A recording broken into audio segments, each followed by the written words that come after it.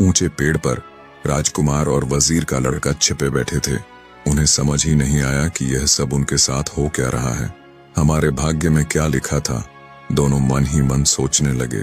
परी पेड़ के नीचे पहुंची, राजकुमार की ओर इशारा किया और कहा, नीचे उतरिए, हमारी राजकुमारी ने आपको याद किया है। राजकुमार थोड़े संकोच में पड़ गया। उसकी हिचकिचाहट देखकर परी ने फिर कहा, जल्दी उतरिए, हमारी राजकुमारी आपकी राह देख रही हैं। अब राजकुमार के पास कोई चारा नहीं था। वह पेड़ से नीचे उतरा और परी के साथ चल पड़ा। वे दोनों राजकुमारी के पास पहुंचे। राजकुमारी रत्न जड़ित सिंहासन पर बैठी थी। उसने मुस्कुराकर कहा, आओ यहाँ बैठ जाओ। राजकुमार ने उसकी बात सुनी, पर उसकी हिम्मत नहीं हुई कि वो उस सिंहासन पर बैठे। थोड़ी देर चुप रहने के बाद राजकुमारी ने पूछा, तुम कौन हो? राजकुमार ने धीरे से कहा, मैं राजगढ़ के राजा का बेटा हूँ। राजकुमारी मुस्कुराई और बोली, तो तुम एक राजकुमार हो। राजकुमार अब भी चुपचाप खड़ा रहा। राजकुमारी फिर बोली, यहाँ से कोसों दूर एक अलग दुनिया में मेरा राज्य है।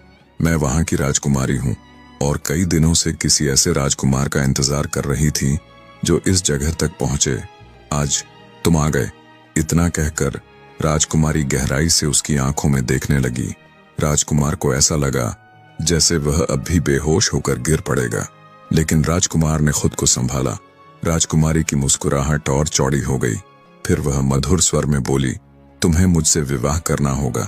ये सुनते ही ऐसा लगा जैसे राजकुमार पर बिजली गिर गई। उसने चौंक कर कहा, यह नहीं हो सकता। राजकुमारी का चेहरा थोड़ा गंभीर हुआ। उसने पूछा, क्यों?